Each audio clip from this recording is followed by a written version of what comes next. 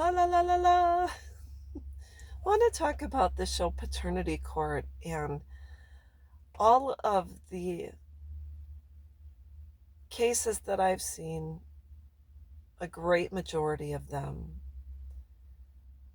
are brought forth because someone has not been honest about the conception of said child, whether the child is newborn or 30 years old or as an adult looking for a biological father. And all of the mystery surrounding the paternity of said child. I guess I'm kind of shocked because in my family, paternity and the disclosure of said paternity was always first and foremost and brought to the forefront because it was never a secret about biological parents in our family. And I'll delve into a little bit of the type of family environment I had. Some of the women in our family could not conceive, and this stems back 50 years, etc. And so they had to go through the adoption process. I don't know the exact details of the process. As far as I know, all of the adoptions within my own family were closed adoptions, and none of my cousins have yet to meet their biological parents. And as far as I know, they didn't really have the need to reach out and go in that direction. When I conceived my daughter, my oldest daughter, I had a relationship with a man of my who I thought was my person. And he went off. This is a military thing. He went off on a flight mission to Honduras. I told him I loved him. He basically, I thought he laughed at me.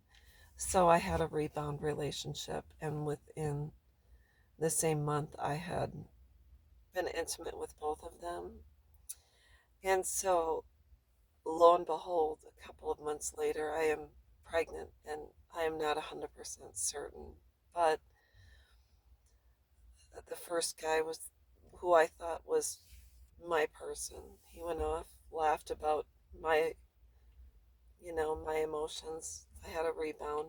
We'll call the first guy Joe and the second guy Chuck. So here I am with Chuck. I am pregnant. Chuck and I went to the doctor. We talked about the dates of conception.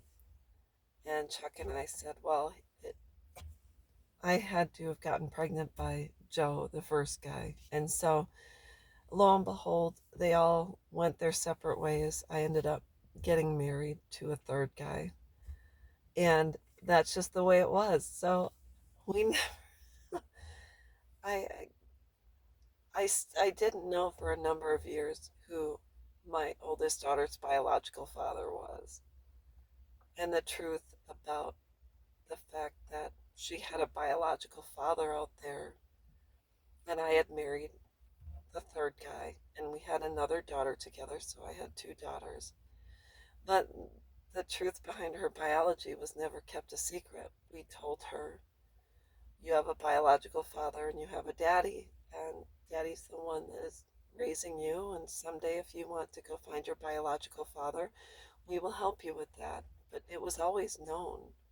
It was never a secret. I was fortunate to have been raised in a family where there were adoptions, and it was always discussed, and it was always out in the open.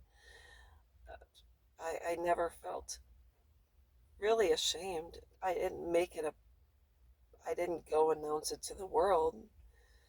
And I did share my story with people I thought could could use my story because maybe they did feel ashamed, or maybe because they had multiple children with multiple different men, and therefore it's very hard to discuss. And so it wasn't a secret, and I wasn't ashamed, but it is looked down upon. I've been asked, even when I had my two daughters and they had two different biological fathers. I would meet guys and they'd say, well, how many children do you have with how many men? And what difference does that make? So I just want to say that a child's biology, a child has the right to know their biology. And so it's possible if we lay it on the table and it becomes the norm that we simply do DNA testing at birth, then we would be able to save people a lot of heartache, a lot of money, and a lot of time. And it would give children the opportunity to know who their biological parents are. I don't know why it's such a shameful situation in some families. I'm fortunate that it was not shameful in mine. So I just wanted to bring this to the forefront.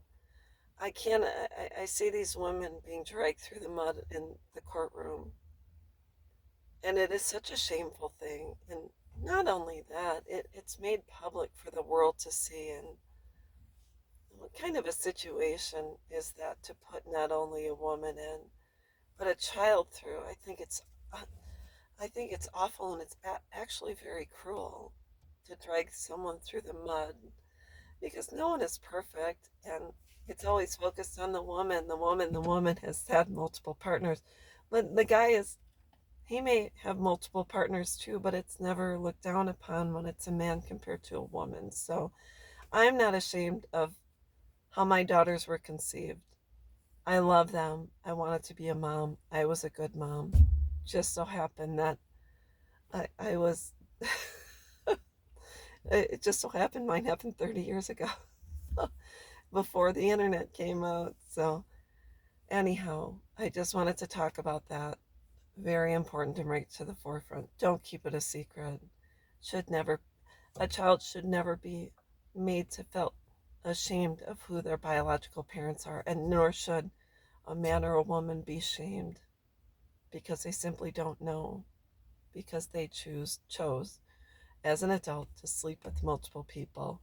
Not sure of who the conception is, but get your DNA get your DNA test done at birth, even if you're together, even if two people have been together for a long time. Get the test done, make it part of what you pay when you go to the hospital and you pay all of your other bills. Just have that incorporated.